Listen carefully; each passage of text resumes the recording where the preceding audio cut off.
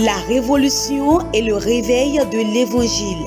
La révolution et le réveil de l'évangile, c'est une émission du pasteur Séraphin Assoba. Tu as trop couru derrière les pasteurs. Tu t'es beaucoup dérangé à poursuivre l'homme. La Bible dit, heureux ceux qui ont le cœur pur, car ils verront Dieu. Nous devons faire connaître aux fidèles que l'âme de l'homme est immortelle. Mais il peut passer son éternité ou en enfer ou au paradis avec Jésus. Bien-aimé, ça c'est le message dont l'Église a besoin. L'Église a besoin du réveil. Et par son émission, Dieu vous réveille. La révolution et le réveil de l'Évangile, c'est tous les mercredis à 21h et les dimanches à 17h30 sur la télé évangélique. La révolution et le réveil de l'Évangile, prenez le rendez-vous.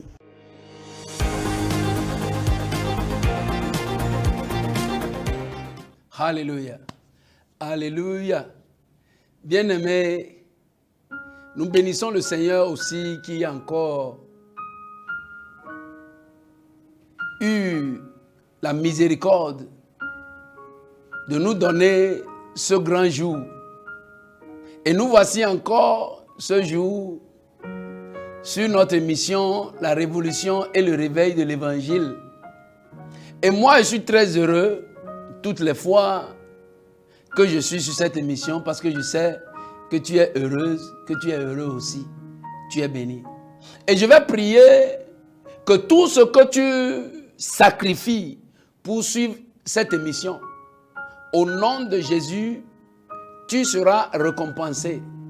Au nom de Jésus. Et comme nous sommes en train de nous avancer graduellement vers la fin de cette année, au nom puissant de Jésus, tes yeux ne verront pas les larmes. Tes yeux ne verront pas le malheur. Au nom de Jésus, l'Éternel se lèvera en cette fin d'année pour te protéger, pour te préserver et garder sous son pouvoir tout ce qui est à toi. Au nom puissant de Jésus, tu es béni. Nous avons devant nous encore un autre thème aujourd'hui que j'ai intitulé « Des langues de feu ». Des langues de feu. Dans Actes chapitre 2, si je prends à partir du verset 1, Actes chapitre 2, à partir du verset 1, la Bible dit, le jour de la Pentecôte, ils étaient tous ensemble dans le même lieu. Tout à coup, il vint du ciel un bruit comme celui d'un vent impétueux, et il remplit toute la maison où ils étaient assis. Des langues semblables à des langues de feu leur apparurent, séparées les uns des autres, et se posaient sur chacun d'eux. Et ils furent tous remplis du Saint-Esprit et se mirent à parler en d'autres langues, selon que l'Esprit leur donnait de s'exprimer. Amen. Bien-aimés, nous allons comprendre pourquoi c'est du ciel que c'est venu. Pourquoi c'est du ciel que c'est venu. Il vint du ciel un bruit comme celui d'un vent impétueux. Pourquoi c'est du ciel que c'est venu? Et je vais commencer par dire que c'est bien vrai. Et par arrangement divin, c'est notoire que quelque chose s'est passé à Jérusalem ce jour-là. Ce jour particulier de Pentecôte, quelque chose de notoire s'est passé à Jérusalem. Un signe a été vu à Jérusalem. Des langues de feu doux qui ne brûlaient pas sont descendues du ciel sur des gens à Jérusalem le jour de la Pentecôte.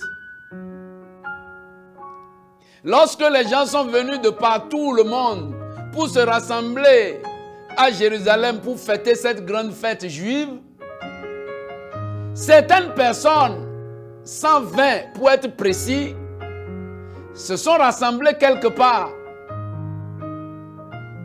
Et contrairement à la grande masse qui fêtait dehors, ils se sont retirés, attendant, espérant une promesse, l'accomplissement d'une promesse. Et ce même jour, la promesse s'est accomplie et un signe a été vu à Jérusalem. Bien-aimés, pourquoi le bruit est venu du ciel?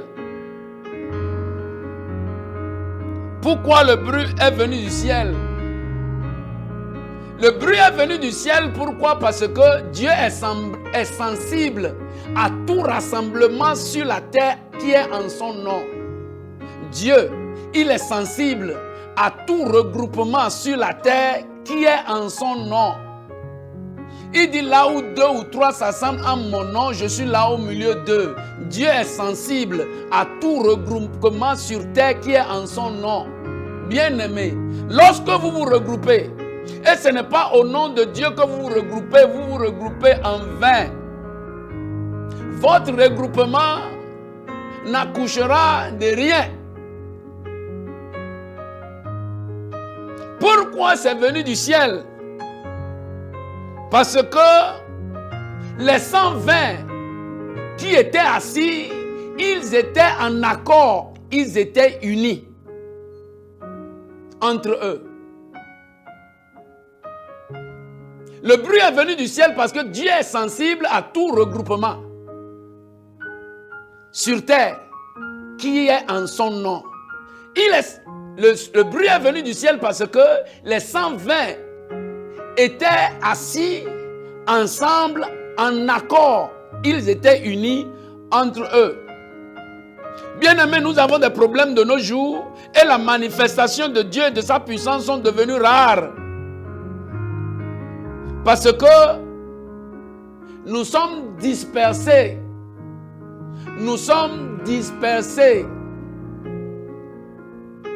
Quand vous allez sur les réseaux pour voir ce qui se passe entre les soi-disant hommes de Dieu, vous allez vous poser la question, est-ce que la Bible est 10? Est-ce que la Bible est 20? Est-ce que la Bible est 100? Ou même, si un seul livre vous confond comme ça là, si un seul livre vous divise comme ça là, et si c'est 5, si c'était 5, quelqu'un dit ça là, l'autre dit ça là, quelqu'un dit ça là, il n'y a pas de grand, il n'y a pas de petit. Tout le monde dit, mais le club pour l'enfant de filer et du redo. Certaines veulent forcer, certaines personnes veulent forcer ce que eux, leur opinion sur les autres.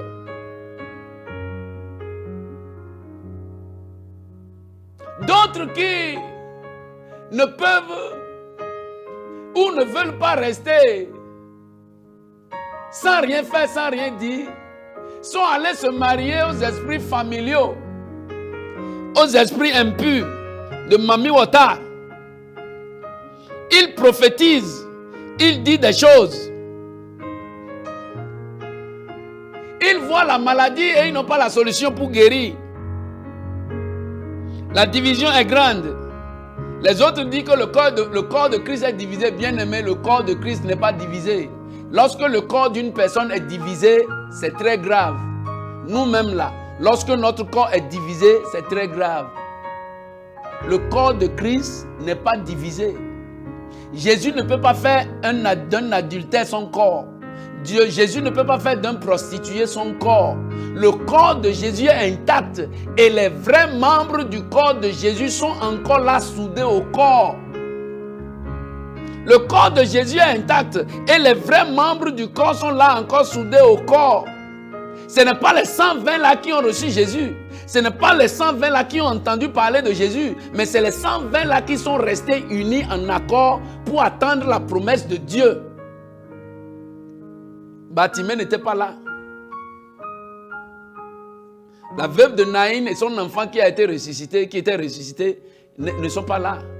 Les 120 qui constituent le corps de Jésus, inséparables, indivisibles, ils sont là.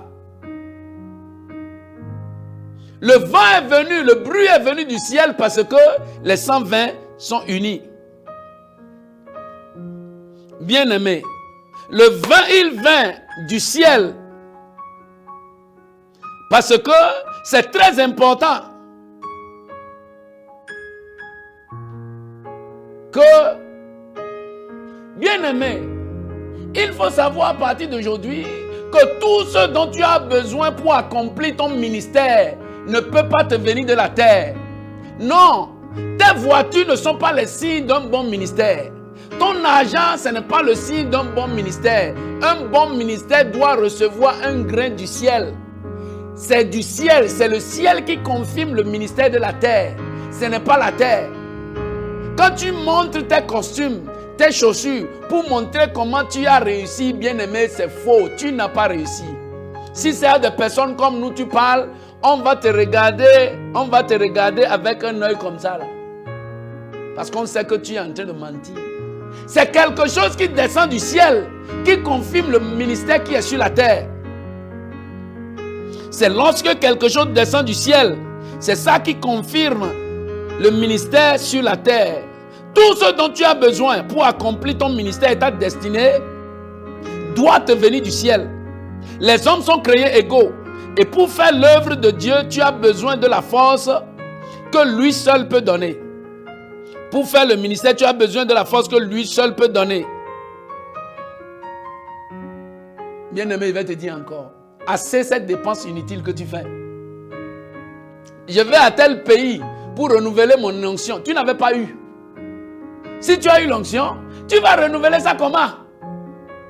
Dieu te oint et tu vas au Ghana pour renouveler l'onction. Dieu te oint et tu viens au Bénin pour renouveler l'onction. Dieu te oint et tu viens en France, tu vas en France pour renouveler l'onction. Dieu te oint et tu vas au Nigeria pour renouveler l'onction. Bien-aimé, est-ce que Dieu est au Nigeria? Si vraiment Dieu t'a oint et tu as besoin de renouveler l'onction, c'est celui qui t'a oint qui peut renouveler l'onction. Si c'est derrière l'homme que tu cours, ça veut dire que c'est l'homme qui t'a oint. Et ça là n'ira pas loin. Les gens ont dépensé beaucoup, d'autres sont devenus malades, d'autres sont devenus fous. Parce qu'en courant d'ici, de là, croyant que c'est de la terre que ça peut venir, nous sommes égaux. Et ce qui nous rend capables pour le ministère vient du ciel. Ça vient du ciel. Tu voyages, tu cours de convention en convention, tu prends des risques. Bien-aimé, tu peux voyager pour aller comprendre la parole de Dieu, pour aller recevoir la lumière de la parole de Dieu, c'est bon. Mais ne voyage plus jamais parce que tu veux aller renouveler ou ajouter ou augmenter ton onction. C'est celui qui t'a oint qui peut aussi renouveler l'onction. Et je ne sais pas si ça peut se renouveler. Quand Dieu donne, il ne se répand pas de ses dons. Quand Dieu te oint, il t'a oint pour le ministère et ça te suffit. Bien-aimé, va écouter la parole de Dieu pour te renouveler, pour te recharger, mais va pas chercher l'onction. Même dans ta chambre, tu peux recevoir l'onction. Même dans ta chambre. Aujourd'hui, ce qui pousse les gens à aller chez les autres, ils les appellent comme ils le veulent. Ce sont les voitures, les maisons, les jets privés, le luxe, le bâtiment.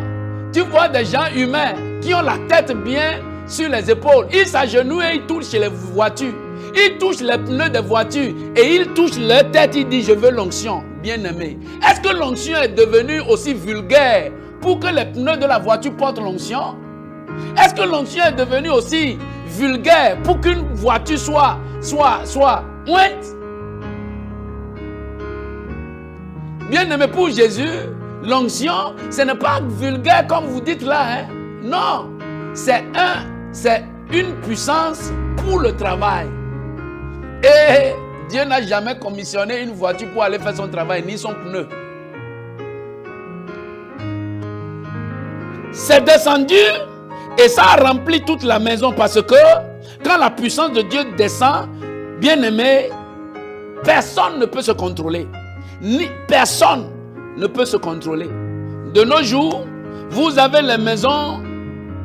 De nos jours, vous avez des maisons de soi-disant beaucoup de serviteurs de Dieu, beaucoup d'appelés de Dieu se disant appelé de Dieu, où le père est oint et la mère n'est pas ointe.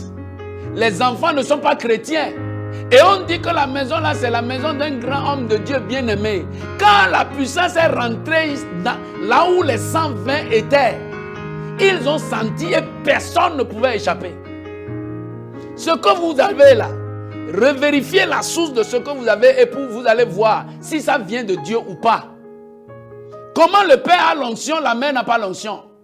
Comment le père, la mère ont l'onction et les enfants n'ont pas l'onction? Et on a des infidèles, des enfants qui ne croient pas en Jésus dans la maison des serviteurs de Dieu. Des enfants qui boivent, des enfants qui dorment dans les boîtes de nuit, des enfants qui sont adultères, prostitués, sans sens, sans éducation. Dans la maison de Dieu, là où il y a l'onction, non, bien aimé, quand ça vient du ciel, quand c'est du ciel, ça vient, ça envahit la maison. Ça envahit la maison, ça emporte tout le monde. Ça emporte tout le monde. Bien aimé, ça emporte tout le monde. La maison d'un serviteur de Dieu où l'onction est descendue, tous les habitants de cette maison sont emportés. Ils sont emportés. Personne ne peut échapper à l'onction quand ça descend. Ils étaient assis. Pourquoi c'est descendu? Parce que ils étaient assis, espérant recevoir quelque chose. C'est quand vous recevez ce qui vous a été envoyé du ciel que vous vous levez pour servir Dieu. C'est lorsque vous avez reçu ce que Dieu vous a envoyé, c'est en ce temps-là que vous vous levez pour aller servir Dieu. Maintenant, nous sommes debout. Tout le monde est debout. Personne n'est assis, il n'y a pas la patience. Personne n'est humble, il n'y a pas la douceur. Il n'y a pas la douceur, tout le monde est debout. Quelqu'un va à l'école, il n'a pas reçu l'appel, il n'a pas reçu l'onction, il dit qu'il va à l'école biblique ou l'école pastorale comme on l'appelle, comme si c'est l'école qui forme le pasteur, ou l'école de prophète, ou l'école apostolique. Et c'est de là-bas maintenant, quand il reçoit l'enseignement, il écrit beaucoup de livres, il vient maintenant, il dit que oui, Dieu m'a appelé, bien-aimé. Bien-aimé, c'est assis. Les 120 étaient assis dans la méditation, demandant à Dieu, qu'est-ce que tu veux faire de ma vie? Dieu a vu la pureté, la vérité de leur cœur et il a envoyé la puissance. Bien-aimé, si tu sens que tu veux œuvrer pour Dieu, assois-toi. Assois-toi et apprends. Assois-toi et prie. C'est le contraire que nous voyons aujourd'hui. Vous voyez les gens qui sont déjà bishops et ils n'ont rien reçu de Dieu. Quelqu'un qui est pasteur, il n'a rien reçu de Dieu. Et c'est maintenant en cours de pays en pays pour recevoir l'onction parce qu'à l'intérieur, la personne même sent que je n'ai rien reçu. Je suis vide. Il faut que je fasse la collection. Ouais, il faut que je fasse la collection. Tu rentres dans une église, tu vois la photo de 10 hommes de Dieu internationaux. Il dit oui, je travaille sous l'onction de ces 10 là. Tu es un collecteur d'impôts, un collecteur d'onction. Bien-aimé, là tu le vois aujourd'hui dans le prophétique, demain tu le vois dans la délivrance, après demain tu le vois dans la guérison, après il vient et il est embrouillé. Tu ne sais pas quel ministère il est en train d'exercer au juste. Bien-aimé, vous êtes assis et Dieu vous oint. C'est celui qui est en haut qui oint celui qui est en bas. Bien-aimé, c'est celui qui est en haut qui oint celui qui est en bas. Tous les hommes sont en bas. Bien-aimé, pour ton information, il faut savoir à partir d'aujourd'hui que tous les hommes sont créés égaux et nous tous, nous sommes en bas. Une seule personne est en haut, c'est Jésus-Christ et c'est lui. C'est le Saint-Esprit, c'est lui. C'est Dieu le Père, c'est lui qui peut oindre d'en haut. C'est celui qui est en haut qui oint celui qui est en bas. C'est facile à celui qui est en haut de oindre celui qui est en bas qu'à celui qui est en bas de oindre celui qui est en bas. C'est Jésus qui est en haut et c'est celui qui oint. Alléluia. Si c'est lui que tu veux servir, c'est lui qui peut aussi te oindre. Bien-aimé, si c'est Jésus que tu veux servir, et ce n'est pas moi, ce n'est pas lui, ce n'est pas l'autre là. Si c'est Jésus que tu veux servir vraiment, Bien-aimé, assois-toi pour que Jésus puisse t'oindre. Des langues semblables à des langues de feu et non des langues semblables à des langues de pierre. Des langues semblables à des langues de feu et non des langues semblables à des langues de Jean. Des langues semblables à des langues de feu et non des langues semblables à des langues de Jacques. De quelqu'un, de Paul. Bien-aimé, si nous sommes 8 milliards dans le monde aujourd'hui et nous voulons servir Dieu et Dieu nous appelle pour le servir, il a 8 milliards de langues de feu. Il a 8 milliards de langues de feu et une langue de feu ne ressemblera jamais à une autre. Dieu, il est puissant. Il peut oindre tout le monde avec des langues de feu différentes. Si tu veux servir Dieu avec ma langue de feu, bien-aimé, tu ne pourras pas le faire parce que c'est par rapport à ta morphologie. Je ne sais pas, je parle gros français. C'est par rapport à ta constitution, c'est par rapport à ta fabrication que Dieu te oint. Saul était roi, mais l'onction qui pouvait guérir, qui pouvait tuer Goliath ne pouvait pas tomber sur lui. C'est comme ça Dieu fait. Bien-aimé, tu as besoin d'une onction particulière, toi, qui va répondre à ton goût, qui va répondre à ta force et qui va te faire réussir dans le travail. J'ai besoin de l'onction de temps. J'ai besoin de l'onction de temps. C'est la malcompréhension, c'est la mauvaise interprétation de l'onction. Des langues de feu semblables, dispersées, séparées, se posaient sur chacun d'eux, selon que l'Esprit voulait les utiliser. Raison pour laquelle, quand Philippe est allé à Samarie, il a prêché, l'église s'est rassemblée, mais il a appelé Pierre pour venir transmettre le Saint-Esprit à son église. Dieu l'a oint. Et dans son onction, il a une limite. Bien aimé, c'est ça. Si nous sommes 8 milliards aujourd'hui et Dieu décide de nous utiliser, il va nous oindre avec 8 milliards de langues de feu différentes. Tu dis tu veux l'onction de Bonke. Tu dis tu veux l'onction de Kenneth Hagin. Tu veux... Bien-aimé, ne dis pas ça. Dis à Dieu, oins-moi de ton onction. Par rapport à ce que tu connais de moi, par rapport à ce que tu as mis en moi, par rapport aux capacités que tu m'as données, donne-moi mon onction, mon type d'onction, pour que je puisse te servir avec. Dieu ne peut pas te oindre avec quelque chose de plus grand que toi et il ne peut pas te oindre avec quelque chose de plus petit que la grâce qu'il t'a accordée. Tu ne peux pas forcer Dieu à faire de toi un Timothée et tu ne peux pas forcer Dieu à faire de toi un Paul et tu ne peux pas forcer Dieu aussi à ne pas faire de toi le Moïse qu'il veut faire de toi. Bien-aimé, ne croyez pas que l'onction est si ordinaire. Non, bien-aimé. Dieu, il est un Dieu tout-puissant et il fait ces choses de sa manière. Et il le fera pour nous aussi au nom de Jésus. Des langues de feu leur apparurent. Des langues de feu leur apparurent. Chacun était témoin de ce qu'il a reçu. Il peut le décrire, il peut décrire sa forme. Les langues de feu leur apparurent séparées. Chacun. C'est-à-dire ce que Paul a reçu était différent de ce que Jean a reçu. Et chacun pouvait décrire ce qu'il a reçu. Qu'est-ce que toi tu as reçu? Si tu dis ce que tu as reçu ressemble à ce que moi j'ai reçu, et moi je dis ce que j'ai reçu. Non! Chacun pouvait dire ce qu'il a reçu. Parce que Dieu a donné à chacun ce qu'il voulait lui donner. Ne cherche pas, ne cours pas derrière les gens parce que Dieu, dans son amour, ne peut pas oindre quelqu'un et couper de l'onction de cette personne pour venir te oindre. C'est injuste de la part de Dieu. C'est injuste de la part de Dieu. L'autre chose, les langues de feu séparaient les uns des autres. Les langues de feu séparaient des uns des autres. Les langues se posaient selon les personnes. Les langues se posaient sur eux selon les personnes. Comme je disais, nous sommes 8 milliards aujourd'hui. Et vous savez, nos empreintes ne se ressemblent pas. Nos empreintes ne se ressemblent pas. 8 milliards de personnes. Nos empreintes ne se ressemblent pas. Ça, c'est Dieu. L'onction est plus forte que l'empreinte. Dieu, c'est comme ça Dieu fait. Si nos empreintes ne se ressemblent pas, vous allez voir, si on est différent sur beaucoup de points, pour faire l'œuvre de Dieu, nous avons chacun besoin de son onction.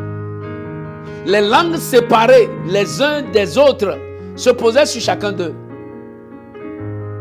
Si Dieu est aussi fin dans les détails, bien-aimé, il faut donc savoir que l'onction est d'une importance capitale. Ce n'est pas à ce niveau, il va commencer par faire les copies collées, la photocopie. Dieu prend une onction, il fait la photocopie, il donne à l'autre. Bien-aimé, non. Dieu n'a pas une machine de photocopie. Il n'a pas une machine de photocopie. Dieu, c'est un Dieu original. Des langues de feu séparées les uns des autres se posaient sur chacun d'eux. Il faut aussi savoir que la puissance de Dieu est une charge. La puissance de Dieu, c'est une charge, c'est un fardeau. Et les hommes sont différents en capacité. Je répète, il faut savoir aussi que la puissance de Dieu est une charge, c'est un fardeau. Et les hommes sont différents en capacité. Nous sommes différents en capacité. Si tu mets un sac de riz sur la tête d'un enfant de 2 ans, l'État béninois va t'arrêter. La police va t'arrêter. Nous sommes différents en capacité. Moïse a vu le buisson qui brûlait.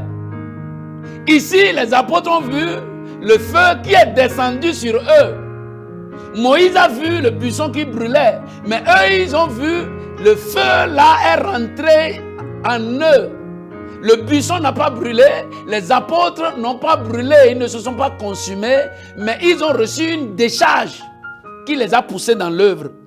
Bien-aimé, tu as une capacité et Dieu veut t'utiliser selon tes capacités. Amen. Tu as une capacité et Dieu veut t'utiliser selon les capacités qu'il t'a données.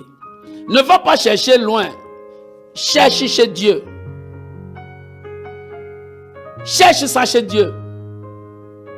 Ce que tu cherches là, cherche ça chez Dieu. Chacun des disciples était porteur d'un feu unique. Chacun des disciples était porteur d'un feu unique, propre à chacun d'eux. Bien-aimé, si j'ai un conseil à te donner, je ne doute pas de ton appel. Je ne doute pas de ton ministère. Je sais que Dieu t'a appelé, mais tu ne connais pas beaucoup de choses. Bien-aimé, assois-toi et demande à Dieu de te oindre, que tu veux aller pour lui. Que tu veux aller pour lui, que tu veux travailler pour lui. Assois-toi. Et il est fidèle. Il dit que si nos parents, qui sont méchants, savent nous donner ce dont on a besoin, s'il ne nous donne pas la pierre, s'il ne nous donne pas le serpent, lui, le bon Dieu, ne donnera-t-il pas le Saint-Esprit à ceux qui le lui demandent? Demande à Dieu, il te donnera. Il est très bon, c'est un bon Père. Va t'asseoir. Va t'asseoir. Assois-toi, ne te mets pas debout. Va t'asseoir au pied du Maître et espère ta Pentecôte. Ton jour là, ça va arriver. Cesse de courir et de risquer ta vie. Cesse de courir et de risquer ta vie. Ne laisse pas les gens toucher ta tête n'importe comment. Laisse Dieu toucher ta tête. Et tu seras prêt pour le travail. Tu es béni au nom puissant de Jésus. Bien-aimé, prie avec moi, dis Seigneur, j'ai compris ta parole et j'ai reçu la lumière. Aujourd'hui, fais-moi asseoir à tes pieds. Fais-moi asseoir et que mon jour de la Pentecôte arrive, oins-moi du ciel pour que je puisse accomplir ton travail sur terre. Amen. Tu es béni au nom puissant de Jésus. Bien-aimé, nous sommes sur l'émission La Révolution et le réveil de l'Évangile. Tu es béni. À la prochaine. Au nom de La Révolution et le réveil de l'Évangile. La Révolution et le réveil de l'Évangile, c'est une émission du pasteur Séraphin Assoba. Tu as trop couru derrière les pasteurs. Tu t'es beaucoup dérangé à poursuivre l'homme. La Bible dit, heureux ceux qui ont le cœur pur, car ils verront Dieu. Nous devons faire connaître aux fidèles que l'âme de l'homme est immortelle. Mais il peut passer son éternité ou en enfer ou au paradis avec Jésus. Bien-aimé, ça c'est le message dont l'Église a besoin. L'Église a besoin du réveil. Et par son émission, Dieu vous réveille. La révolution et le réveil de l'Évangile, c'est tous les mercredis à 21h et les dimanches à 17h30 sur la télé évangélique. La révolution et le réveil de l'Évangile, prenez le rendez-vous.